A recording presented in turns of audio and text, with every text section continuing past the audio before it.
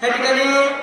ताटिकेचा वध झालेला आहे किंवा ताटिकेचा त्या ठिकाणी प्रभू रामांकडून अंत झालेला आहे आणि झाल्याच्या नंतर मात्र त्या ठिकाणी कसं तर असंभाव्य अशा पद्धतीची मेदिनी म्हणजे प्रथमी रंगावी तशा पद्धतीने अशुद्धाचे रक्तांचे पूर व्हायला लागले आणि पुढे काय होते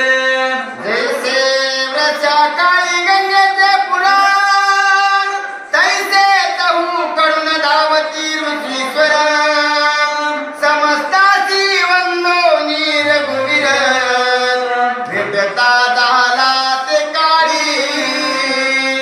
जशा पद्धतीने त्या ठिकाणी वर्षा ऋतू आहे म्हणजे पावसाळा आहे आणि पावसाळ्यामध्ये जशा पद्धतीनं गंगेला पूर यावा चहूकडील ओढे यावे आणि ओढे येऊन त्या ठिकाणी गंगेमध्ये मिसळावे त्याने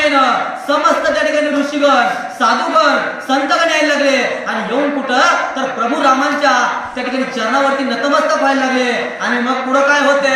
यज्ञमंडप शास्त्र प्राण कुंड वेदिका भूमी साधुना चारी द्वारे असते करोन करीती साधून विप्र तेव्हा.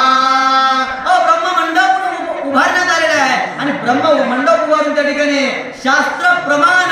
कुंड म्हणजे यज्ञ कुंडाची निर्मिती त्या ठिकाणी झालेली आहे आणि निर्मिती झाल्याच्या नंतर आता त्या ठिकाणी भीती नाही कशामुळे तर देव आहे किंवा त्या ठिकाणी जगाचा जगत पालक आहे आणि म्हणून आता कसलीच भीती नाही. आता त्या ठिकाणी सर्व साधू भय मुक्त होऊन त्या ठिकाणी असणाऱ्या यज्ञाची तयारी करायला लागले. सकळ सामग्री सिद्ध करून आरंभिला महायज्ञ श्रीरामाची म्हणे गादी रंगण मख रक्षण करी आता.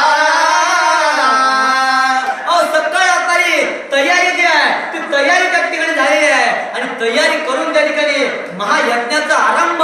सर्व असणाऱ्या संत मंडळींच्या उपस्थितीमध्ये व्हायला लागला आणि गादीनंदन म्हणजे विश्वामित्रजी त्या ठिकाणी कोणाला तर रामाला म्हणायला लागले मख रक्षण म्हणजे असणाऱ्या यज्ञाचं रक्षण तू कर अशा पद्धतीची आज्ञा किंवा अशा पद्धतीनं विश्वामित्र प्रभू रामांना सांगायला लागले.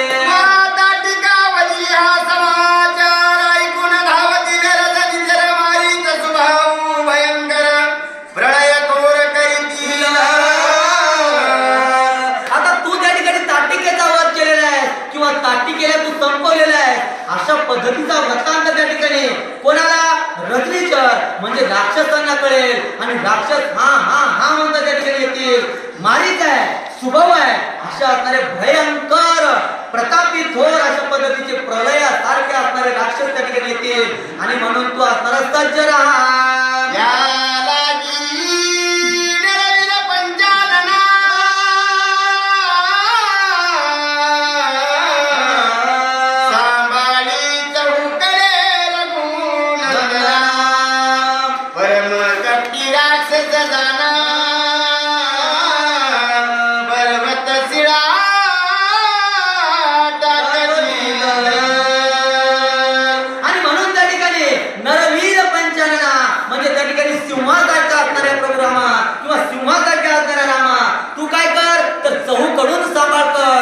त्या ठिकाणी राक्षस कुठून येतील पत्ता नाही किंवा कशा कोणत्या मार्गाने येतील त्या ठिकाणी पत्ता नाही किंवा येणार त्या ठिकाणी कपटी आहे आणि म्हणून ते कपट करतील आणि त्या ठिकाणी पर्वत त्या ठिकाणी आणून टाकतील. त्यामुळे या यज्ञाचं रक्षण कर.